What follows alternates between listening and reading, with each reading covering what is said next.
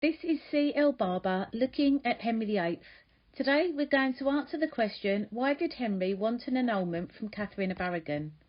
Hopefully by the end of this presentation you should be able to state why Henry VIII wanted an annulment from Catherine of Aragon, and you should be able to use the evidence to make a judgment on which of the reasons you think was the most important and why. So a little bit about Catherine's background. Catherine of Aragon was the daughter of Ferdinand and Isabella, the King and Queen of Spain. In 1501, aged 16, she travelled to England to marry Arthur, the 15-year-old eldest son of Henry VII. Their marriage sealed an alliance between England and Spain, which was one of the most powerful countries in Europe. 6 months after the wedding, after they had gone to Ludlow, where Arthur was learning the art of government, Arthur and Catherine both fell ill. Whilst Catherine survived, the young Arthur wasn't so fortunate, leaving Prince Henry the sole heir to the throne and Catherine a widow. Due to arguments about the payment of Catherine's dowry, she was kept in England, and during this time she was often in poverty and wasn't treated very well by Henry VII and his mother, Margaret Beaufort. There were times when she was betrothed to Prince Henry instead. However, this didn't occur whilst Henry VII was alive, with King Henry even making his son reject his betrothal to Catherine. However, when Henry VII died in 1509, Henry VIII, the 17-year-old king, decided that he would marry Catherine of Aragon. This happened a short while after, and so the Spanish alliance was once more cemented. However, due to her previous marriage with his brother, before Henry could marry Catherine, he had to apply to Pope Julius II for a papal dispensation. This was because the church forbade a man from marrying his brother's wife. However, Catherine testified that she had never consummated her marriage to Arthur before his death. As a result, a dispensation was granted. At first, the marriage worked well. Catherine enjoyed life at court, and Henry publicly showed his devotion to her. Catherine was deeply religious and regal. She undertook charitable work and was widely loved by the English people. In 1513, when Henry went to invade France, he made Catherine his regent. So whilst Henry took Terouanne and Tournai and had a small victory at the Battle of the Spurs, Catherine sent an army which defeated the Scottish in the Battle of Flodden. James IV was killed, and Catherine sent his blooded shirt to Henry VIII in France. This battle provided England with one of their biggest military victories and possibly made Henry feel slightly inadequate in comparison. However, Catherine failed to produce a son. Catherine conceived at least 6 times before 1518, but only one child survived, a girl called Mary, born in 1516.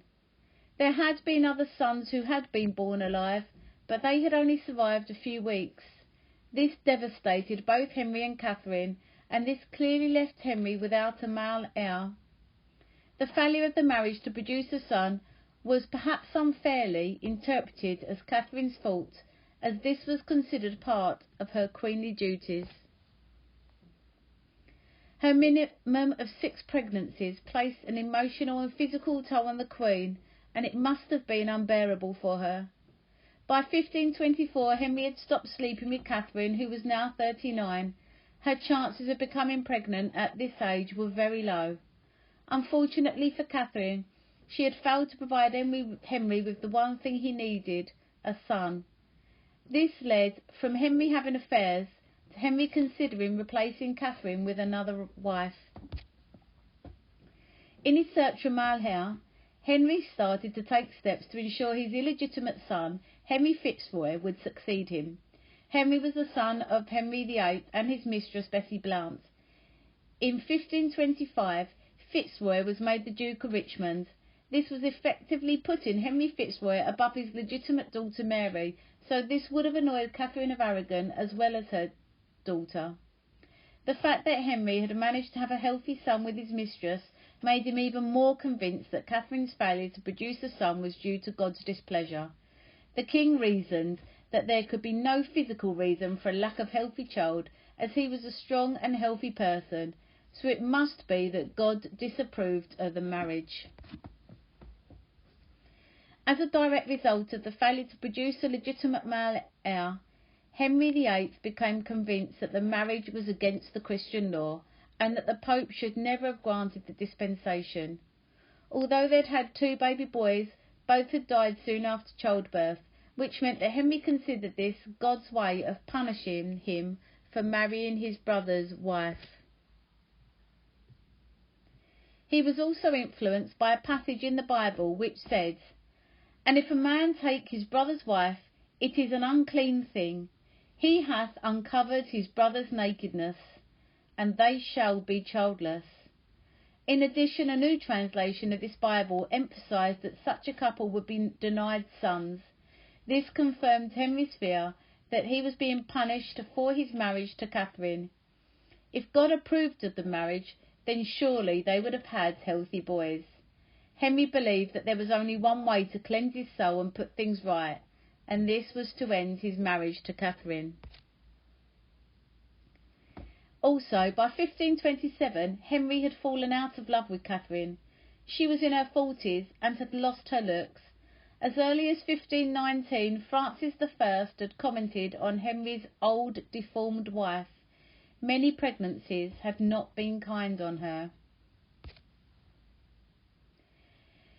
From about 1527, Henry had fallen in love with one of Catherine's ladies-in-waiting, Anne Boleyn. Anne had spent her teenage years in the Netherlands and at the French court of Francis I, where she had been the maid of honour to Queen Claude. It is possible that Henry first saw Anne at the Field of the Cloth of Gold when he had dined with the French Queen. In 1522, Anne had returned to England and had become the maid of honour to Catherine of Aragon.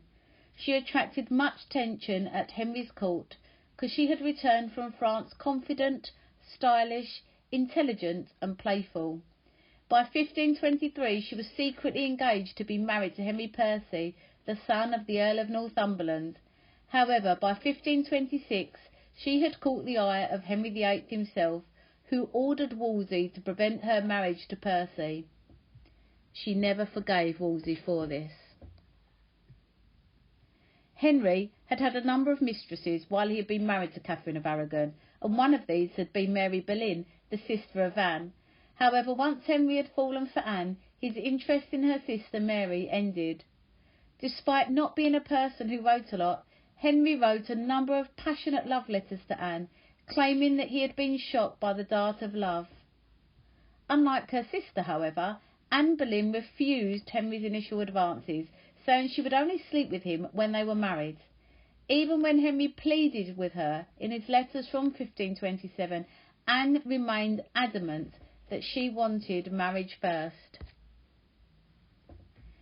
Henry wrote such things as, "Henceforth my heart shall be dedicated to you alone, greatly desirous that so my body could be as well as God can bring it to pass if it pleases him, whom I entreat once each day for the accomplishment thereof."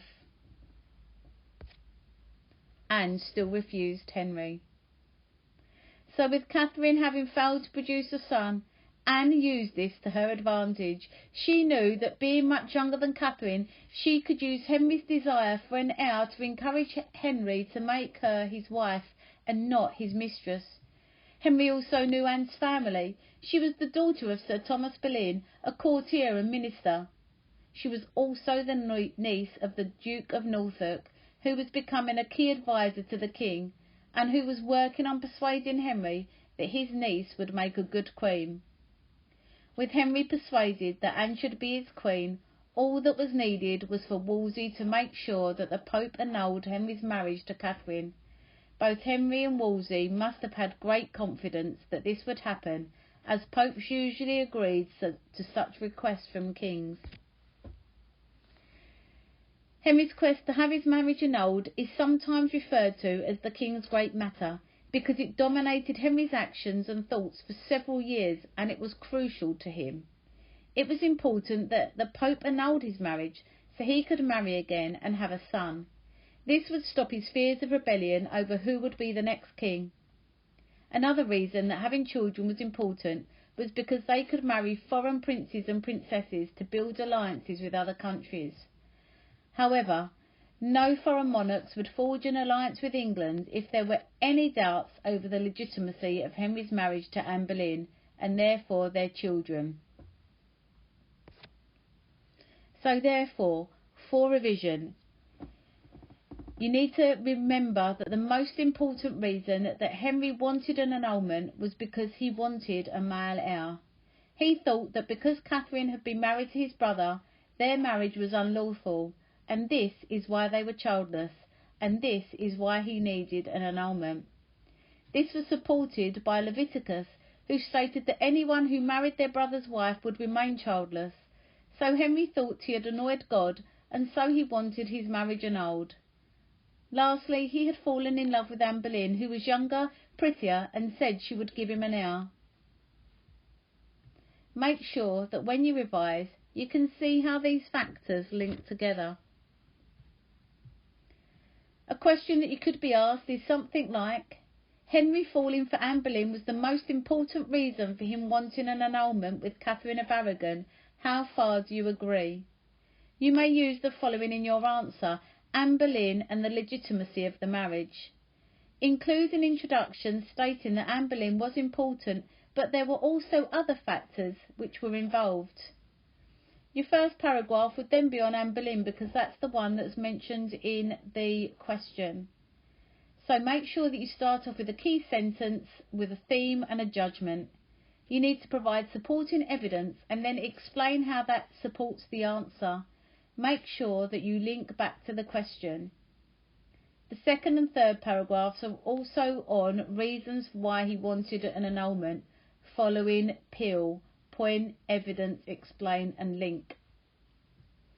The conclusion then needs to provide an overall judgment, saying what was most important and why. Make sure that you prioritise factors, but say how they link. Obviously, the most important factor will always be the fact that Catherine could not provide him with a male heir. This is C.L. Barber, 1977. Thank you very much for watching and for listening.